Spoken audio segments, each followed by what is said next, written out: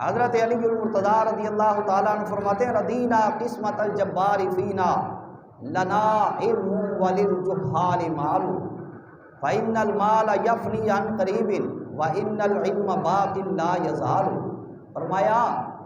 کہ اللہ رب العالمین کی تقسیم پر ہم لوگ راضی ہیں کہ رب نے ہم کو علم عطا کر دیا ہے، جاہلوں کو مال دے دیا ہے۔ اس پر دلیل دیتے ہیں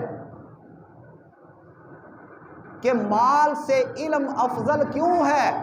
فرماتے ہیں فَإِنَّ الْمَالَ يَفْنِي عَنْ قَرِيبٍ، دنیا کا مال یہ تو عن قریب تباہ و برباد ہو جائے گا، یہ ختم ہو جائے گا۔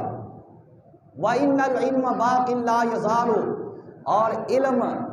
یہ ایک ایسی دولت ہے جو ہمیشہ باقی رہنے والا ہے، کبھی بھی ختم نہیں ہوگا، کبھی اس کو زوال نہیں آ سکے گا۔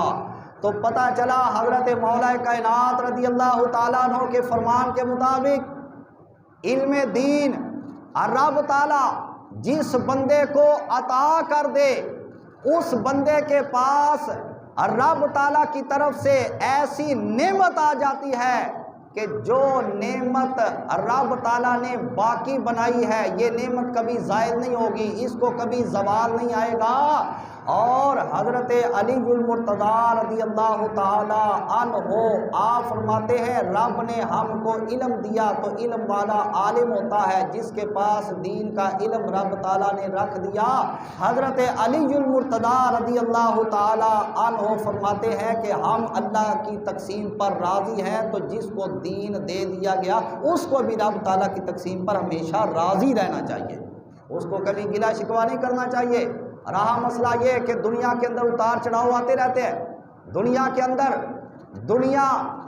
پڑھنے والے، انگلش پڑھنے والے، پڑھانے والے، سائنس پڑھنے والے، پڑھانے والے، ریاضی دان، اس طرح کے اور جو ٹیکنالوجی سے تعلق رکھنے والے ہیں یا دنیاوی جس کو تعلیم کہا جاتا ہے سکولوں کالجوں سے جو حاصل ہوتی ہے اس سے جو تعلق رکھنے والے ہیں، آج ان کو پیسوں کے ساتھ توڑ دیا جاتا ہے۔ اگر دین کے بیان کرنے والے کو اگر کوئی بندہ تھوڑا سا نذرانہ دے دے گا تو کئی لوگ ایسے ہوتے ہیں ان کے پیٹ کے اندر گڑبڑ ہونا شروع ہو جاتی ہے، ان کو پریشانی لاحق ہو جاتی ہے۔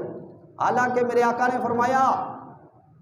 لا یأکل طعامک الا تقی، اے بندے تیرا کھانا کھائے تو پرہیزگار بندہ کھائے، 5 وقت کا نمازی دین والا اگر تیرا کھانا کھا لے تو اس کا مفہوم حدیث پاک کا یہ نکلتا ہے کہ یہ تیرے لیے یقیناً خیر ہی خیر ہوگا۔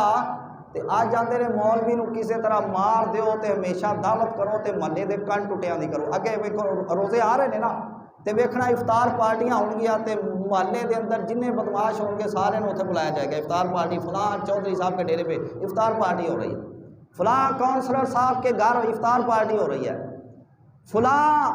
سرمایہ دار فلاں بزنس مین کے گھر آج افطار پارٹی ہو رہی ہے۔ تے جنہیں اتنے افطار پارٹی تے کٹے ہوئے انہیں نہ کسی نے پوچھو کسی کا روزہ بھی ہے، کوئی آکھے گا جی مجھے شوگر ہے، مجھ سے بھوک نہیں برداشت ہوتی، میں روزہ نہیں رکھ سکتا، مجھے ہارٹ پرابلم ہے۔ اس ہارٹ دے اندر ساری زندگی دین والوں دا بغض نہ ہوتا تے پرابلم کدی ہوندی نہ، آکھو سبحان اللہ۔ یہ ہارٹاں دے اندر پرابلم ہوندیاں ہی ادو جدو اس ہارٹ دے اندر دین دی دشمنی آ کے ڈیرا لا کے بہ جاندی ہے نا تے او نہ اینو دنیا دا چھڑ دی تے نہ آخرت دا چھڑ دی۔ انہاں نوں پوچھو جناب جڑے افطار پارٹی تے سارے آئے بیٹھے دسو روزہ کنے آندا ہے تے سارے جناب جی 50 تانوں بیماریاں سنان گے تے روزہ وچوں کسے ایک دا بھی نہیں، تے اے تے پھر شام دا کھانا ہویا، ڈنر ہویا، افطار پارٹی تے کوئی نہ ہوئی۔ وہ تے حضور نے وعدہ فرمایا سی اس بندے واسطے